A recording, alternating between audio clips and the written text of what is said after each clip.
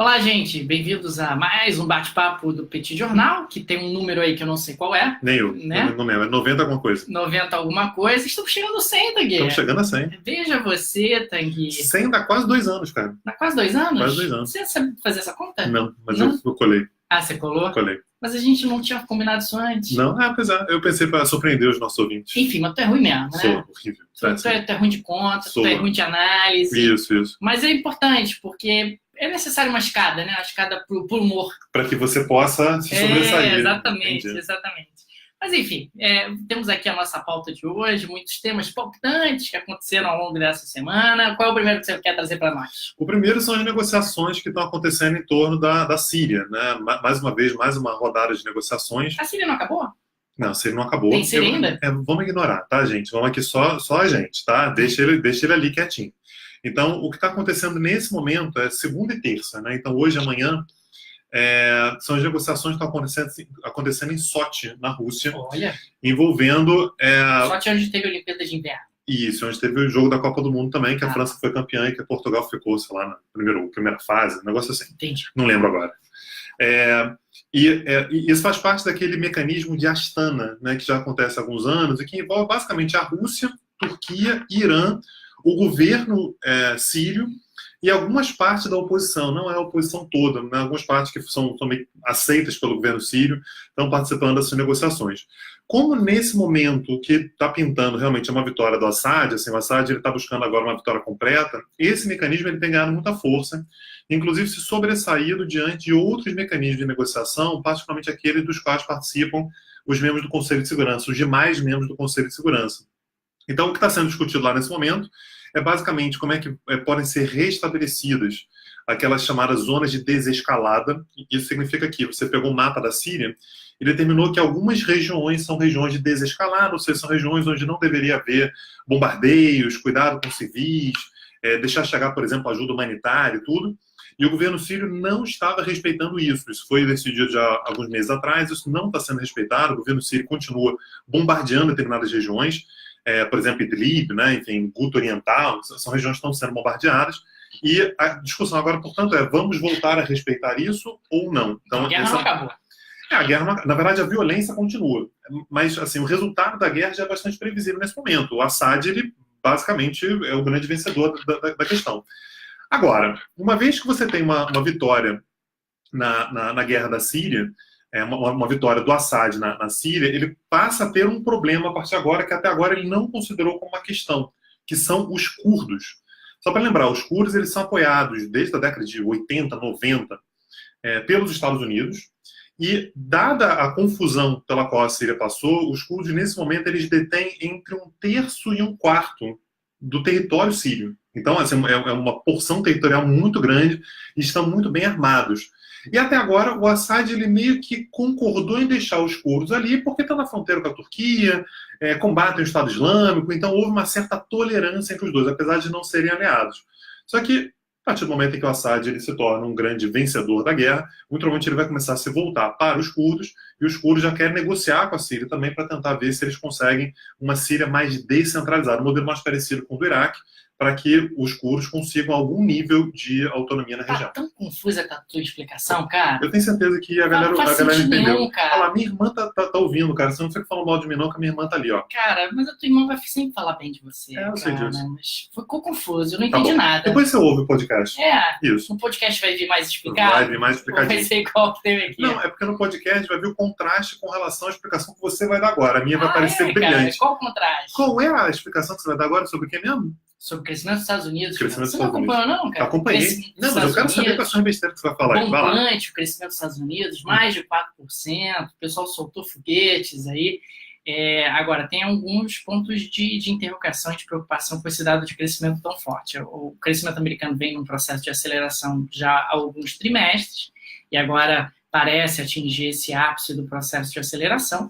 Mas a gente está falando de uma economia americana que está com níveis de desemprego muito baixos. A gente está falando de uma economia americana que começou a aumentar a taxa de juros em função da pressão inflacionária que esse crescimento está apresentando e com um baixo desemprego de fatores de produção. Claro, se você não tem capacidade de continuar ampliando a sua produção no mesmo ritmo, a tendência é que os preços comecem comecem a subir. Essa semana mesmo tem reunião do Fed, do Banco Central dos Estados Unidos, vamos ver o que vai ser decidido em relação à taxa de juros que já veio aumentando aí nas últimas reuniões.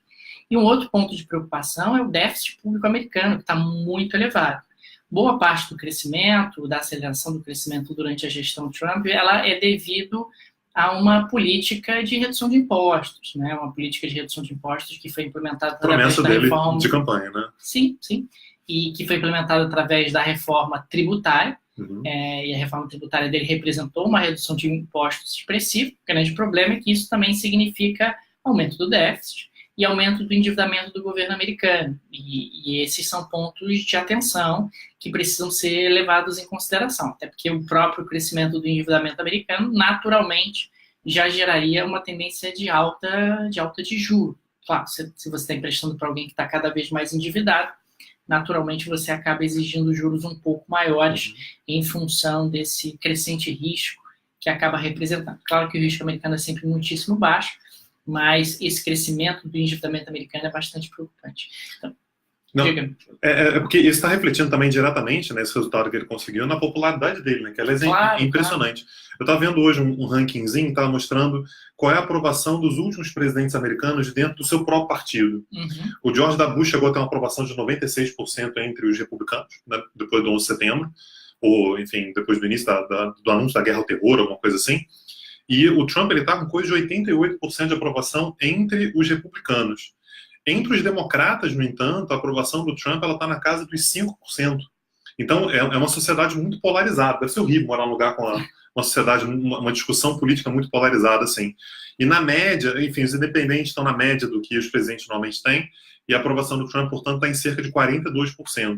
Então, isso significa que provavelmente os republicanos vão fazer um bom papel nas midterms que vão acontecer agora em outubro. O que é preocupante é que a economia americana, me parece, está dando sinais de superaquecimento. O volume de imóveis novos que tem sido oferecido na economia está muito grande.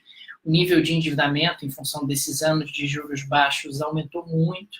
E o endividamento do próprio governo também está aumentando de forma significativa. Quer dizer, isso limita um pouco, no médio prazo, a capacidade das pessoas pegarem novos empréstimos para comprarem novos imóveis ou pegarem novos empréstimos para consumir.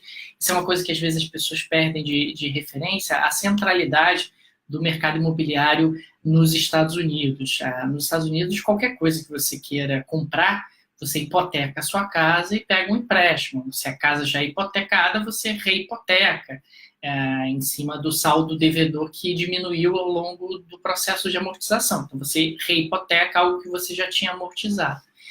Esse é um elemento de muita preocupação. Tendência de alta de juros, crescimento do endividamento, tanto do governo quanto das famílias, quanto das empresas. Esses são vetores que acabam trazendo uma limitação e uma desaceleração do crescimento no médio prazo.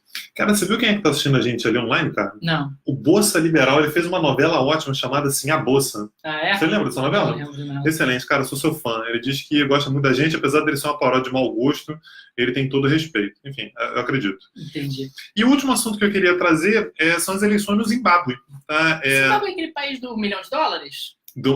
Dos 100 trilhões de dólares, né? 100 trilhões de dólares zimbabuanos, uma nota que devia comprar um todinho. Porque o Zimbábue, aqui fazendo essa referência, ele tem a maior inflação registrada da história. E durante 37 anos foi governado pelo Robert Mugabe.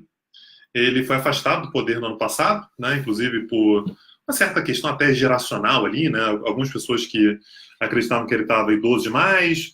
E aí você teve um substituto que participou da guerra de independência lá na década de 60, mas o estopim foi a mulher dele ser indicada para vice-presidência. Exatamente, né? Que era uma forma de perpetuação da família no cargo.